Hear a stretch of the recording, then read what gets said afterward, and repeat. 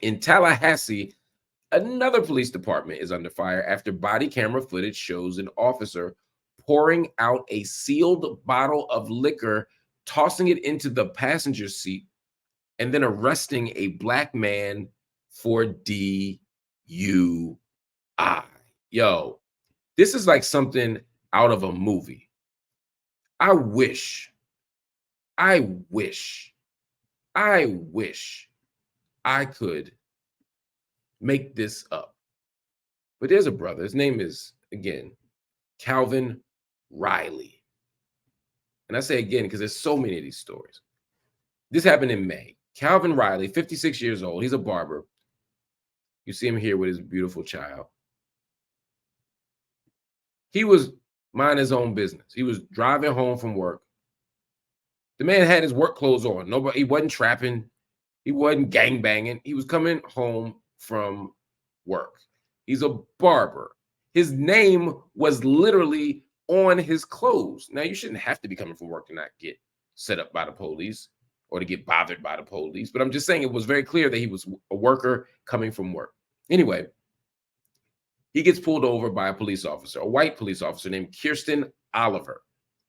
Kirsten Oliver is a Tallahassee police officer, and it's not clear what her issue is with black folk, but it is very clear that Kirsten has an issue with black folk because Kirsten pulls over this man.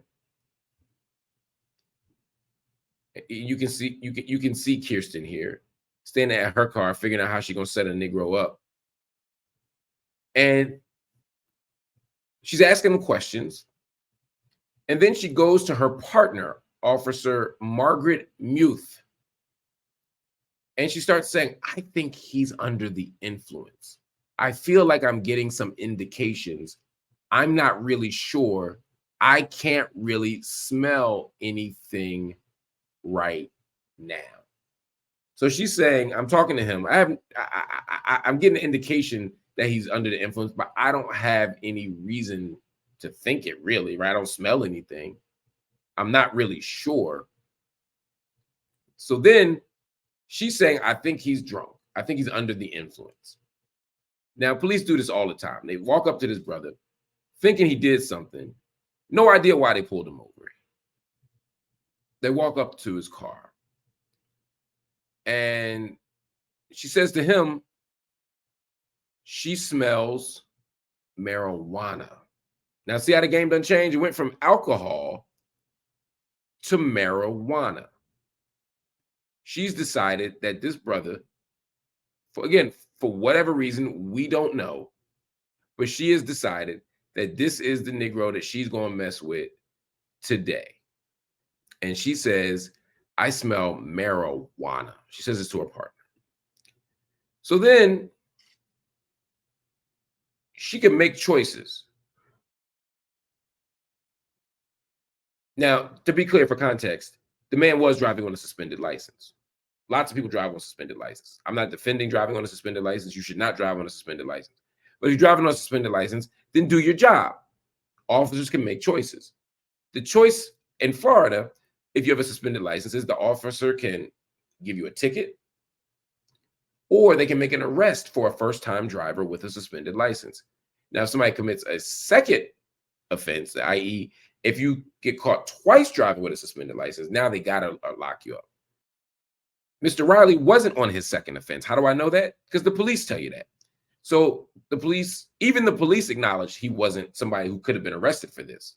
So then, after deciding that this was a Negro they wanted to mess with, after deciding that he was somebody to give a hard time to, the police officers, after saying they might smell something, but they really don't smell anything, you can then see the officer here dumping a bottle of liquor into his passenger seat. She literally took a sealed bottle of liquor. It was closed. It wasn't half open. It wasn't partially open. It wasn't half consumed. It was still with the seal on it. And she popped the seal and she poured it onto his car so that it would smell like alcohol. Now, you might say that's a lot, Mark. Well, we got the evidence. You can go online, go to Tallahassee's website, I think it's called Our Tallahassee, excuse me. Um, and you can see this for yourself. The full video of her planting the evidence in his car, pouring it. So now his car smells like alcohol. Now his car smells like uh, a brewery. Now his car is sufficiently saturated with liquor that they can do what you see right here. They put him in the back of the car and arrested him for a DUI. Now, you can also see her deposition since, where they ask her a bunch of questions. She says 16 times, I don't remember. But her partner testified that the two officers conspired to ask Riley to take a voluntary field sobriety test, and if he refused, they would use their right to place him under arrest. So basically what they said was, the officer said, look, we're going to say he's drunk. We're going to lock him up. We're going to tell him to take a sobriety test. Of course, he's going to refuse. There's a good chance he'll refuse because he's not drunk. He's not tipsy. There's no liquor on his breath. He ain't do nothing wrong. He's going to say, why would I take a sobriety test? And then they can lock him up for failing to take one.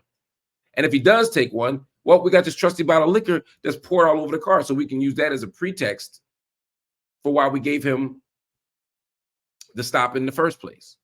So they are clearly committed to doing something crazy here. This is shameful, but this is what happens every single day in America. And this is why we tell you these stories, because too often people believe that police framings, that police lies are 1 in a million. But I just gave you 2 examples from this week where police are lying in the moment or lying after the moment, planting evidence to protect themselves, planting evidence to justify illegal actions, racist actions, violent actions. This is what happens every single day.